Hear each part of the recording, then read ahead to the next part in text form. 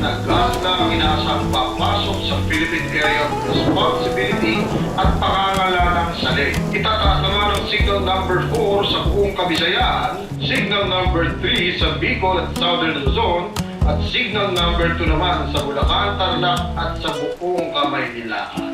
Ma'am, ang kagandahan po ng investment with us is hindi tulog ang pera nyo. Naka-invest po siya, no? So, bali, nag-earn po siya ng pera. Unlike sa mga bangko na maliit ang interest. Sa amin po, for example, ang 1 million nyo, in 10 years, magiging 10 million pesos. Talaga? Maganda yan ah. Pero gusto ko sana para sa family ko. Gusto ko sana mas mabilis makuha. Hello, ma'am. Sabi po kayo. Baka po may na yung net nyo.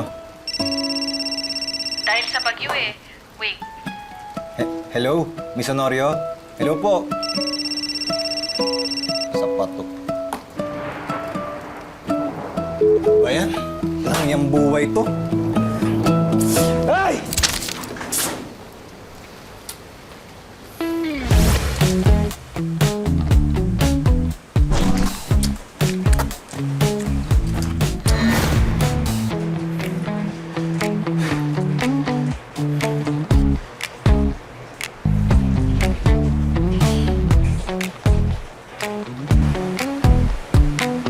Nananawagan po kami sa gobyerno, sa lahat po ng nasa otoridad.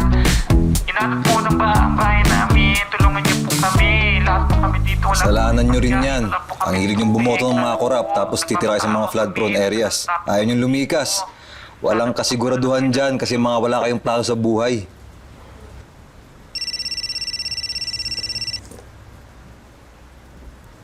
Hello?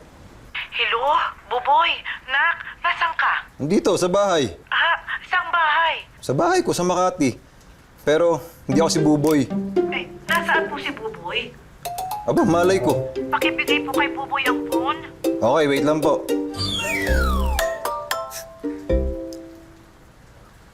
Hello, wala pong Buboy dito.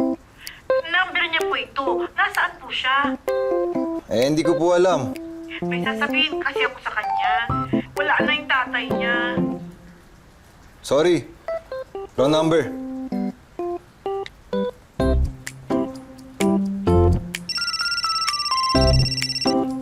Hello? Nandyan ba si Buboy? Wala nga pong Buboy dito.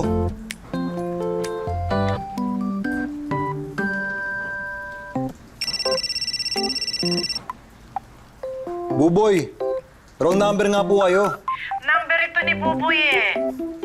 Hindi nga po si Buboy to, wrong number. Kulit.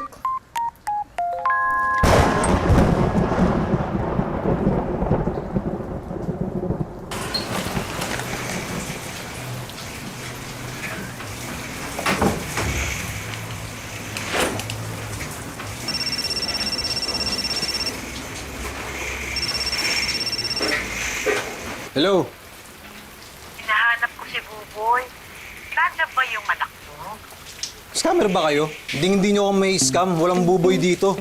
Ay, hindi po ako scammer na. Hinahanap ko lang talaga yung anak ko. Nasa Maynila siya eh. Sa may Sampaloc malapit.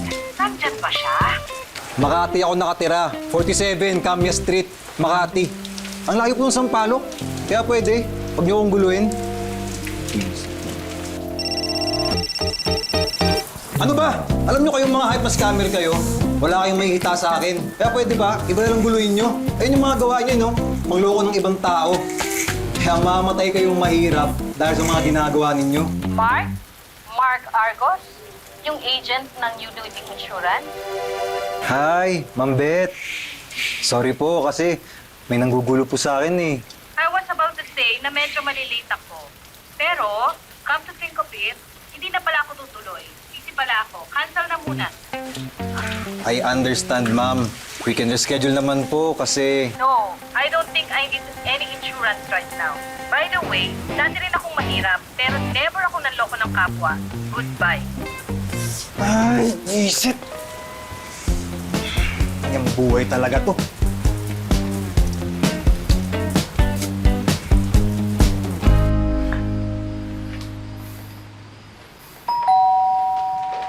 Sino naman to? Gandang gabi po. Andito po ba si Buboy? Ito po kasi yung binigay mong address sa akin eh. Makati ako nakatira. 47, Camia Street, Makati.